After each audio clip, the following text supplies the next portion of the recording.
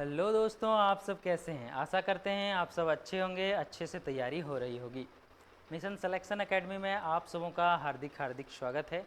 आइए आज के इस वीडियो में हम लोग मैथ्स के कुछ बहुत ही इम्पोर्टेंट क्वेश्चन जानेंगे, जो कि है प्रीवियस ईयर्स के क्वेश्चन।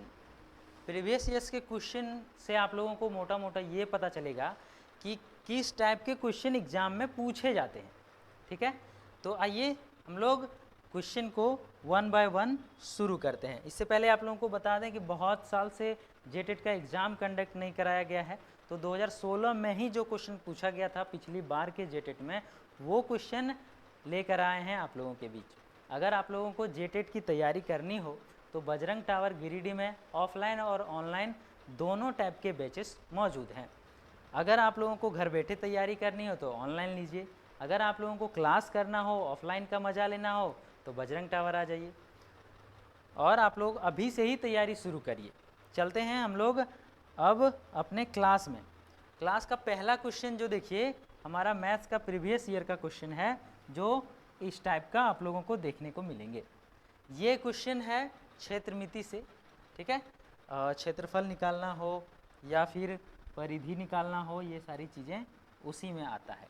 ठीक है, तो आइए हम लोग शुरू करते हैं। क्वेश्चन आप लोग सबसे पहले पढ़िए। क्वेश्चन है साइकिल के एक पहिए की परिधि 2 मीटर और 4 सेंटीमीटर है। 16.83 किलोमीटर की दूरी जाने में यह साइकिल कितने बार चक्कर काटेगी? कितने बार चक्कर काटेगी? मोटा मोटा आप लोगों को सबसे पहले परिधि समझ में आना चाहिए कि क्या है। परिधि कोई भी वृत्त के चारों तरफ की जो दूरी होती है उसे कहते हैं परिधि, उसे ही कहते हैं परिधि।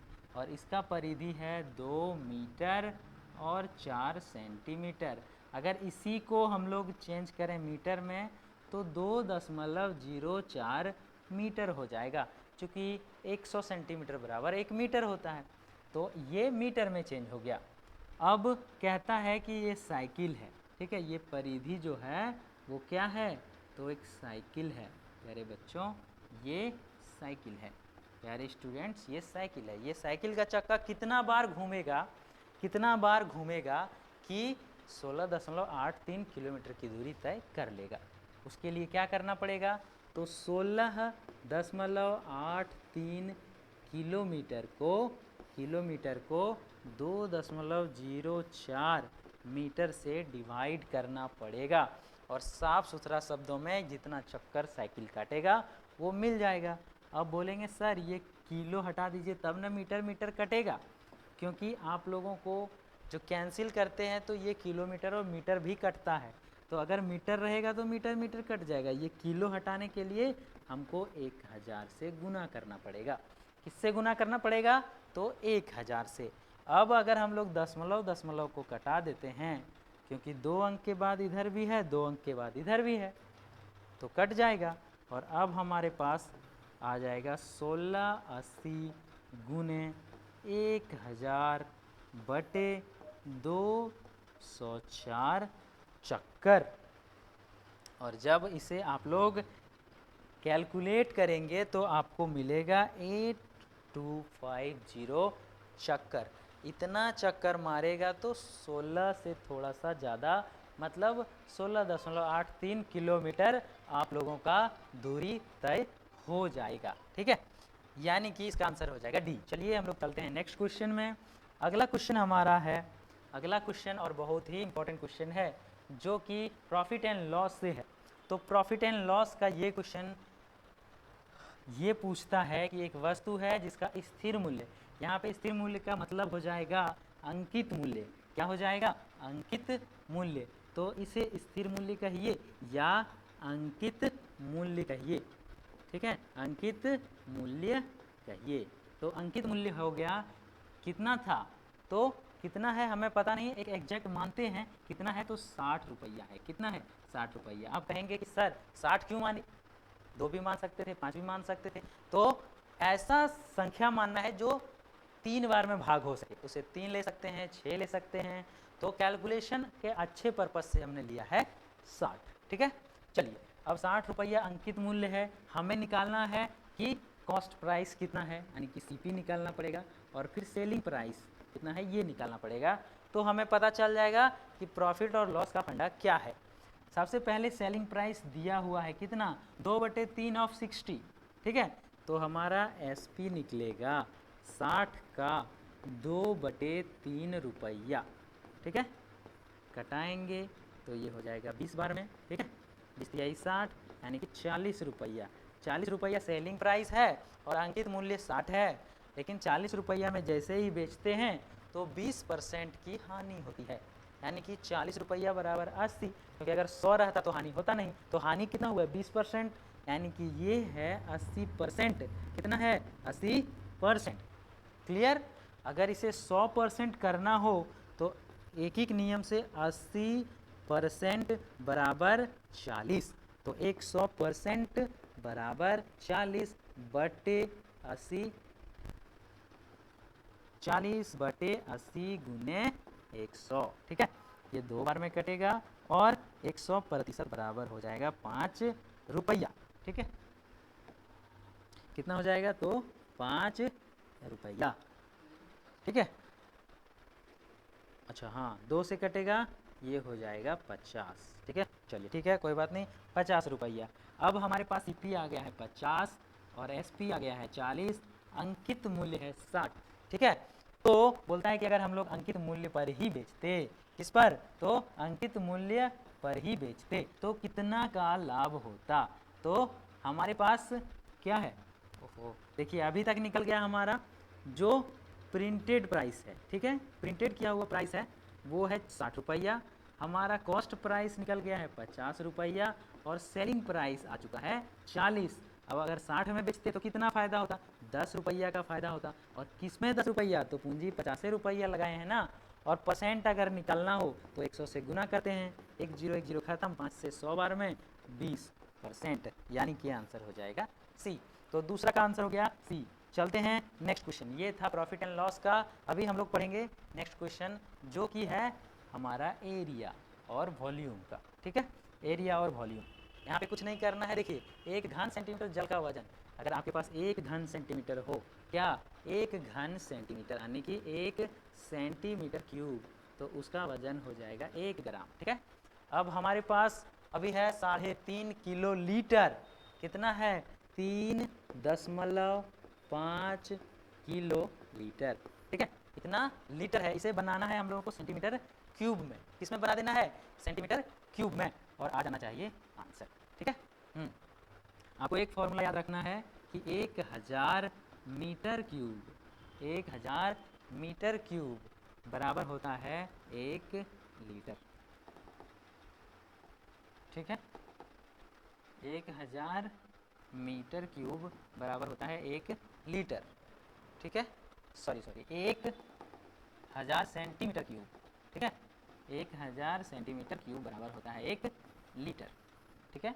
अभी हम लोगों को सबसे पहले सेंटीमीटर क्यूब में लाना है, तो 3.5 और किलो बोले थे 1000, किलो हट जाएगा, और 1 लीटर मतलब 1 लीटर मतलब 1000, 1000 सेंटीमीटर क्यूब, ठीक है।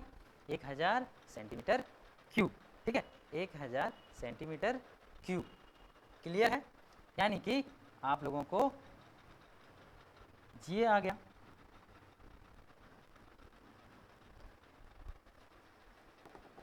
थोड़ा सा करेक्शन है, यहाँ पे मीटर ही होगा, ठीक है। यहाँ पे मीटर ही होगा, 1000 मीटर क्यूब बराबर 1 लीटर होगा,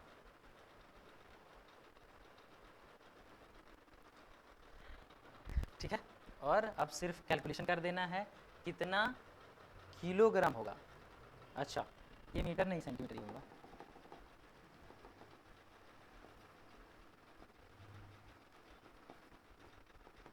1000 सेंटीमीटर क्यूब बराबर 1 लीटर। यहाँ पे 1000 ये हो जाएगा 1000 सेंटीमीटर क्यूब, और इतना हो गया हमारे पास। अब है 1 ग्राम के लिए, 1 ग्राम के लिए 1 सेंटीमीटर क्यूब बराबर 1 ग्राम, यानी कि इतना ग्राम हो गया। 3.5 किलो लीटर बराबर 3.5 गुने 1000 गुने 1000, ये हो गया ग्राम, इतना ग्राम हो गया, ठीक है। अब इसे किलोग्राम बनाना है तो 1000 से भाग दे देंगे, तो 3.1000 गुने 1000 और इसे किलोग्राम बनाना है तो 1000 से भाग दे देंगे और ये 1000 कैंसिल हो जाएगा और यहाँ पे आ जाएगा 3500 किलोग्राम और ये हो जाएगा 3500 सी आंसर। ठीक है, चलिए अभी नेक्स्ट क्वेश्चन में देखते हैं। अगला क्वेश्चन का दोगुना काम कितने दिन में खत्म होगा, या कितने व्यक्ति, जो 60 व्यक्ति है 16 दिन प्रतिदिन काम करेगा तो कितना घंटा वो काम करे प्रतिदिन कि काम दुगुना खत्म हो जाएगा। इसका अर्थ है कि एक ठो काम है, ठीक है, एक काम है, इतना रसगुल्ला है, ठीक है, बहुत सारा रसगुल्ले हैं, खाने का काम है, खा के आप लोग ख़त्म कर देंगे, ख़त्म कर देना है। ठीक है, तो एक थाली रसगुल्ला कितना में ख़त्म करता है, तो 50 व्यक्ति लगता है और प्रतिदिन 8 घंटा खाता है। ठीक है, और 12 दिन तक खाते रहता है तो एक थाली ख़त्म हो जाता है।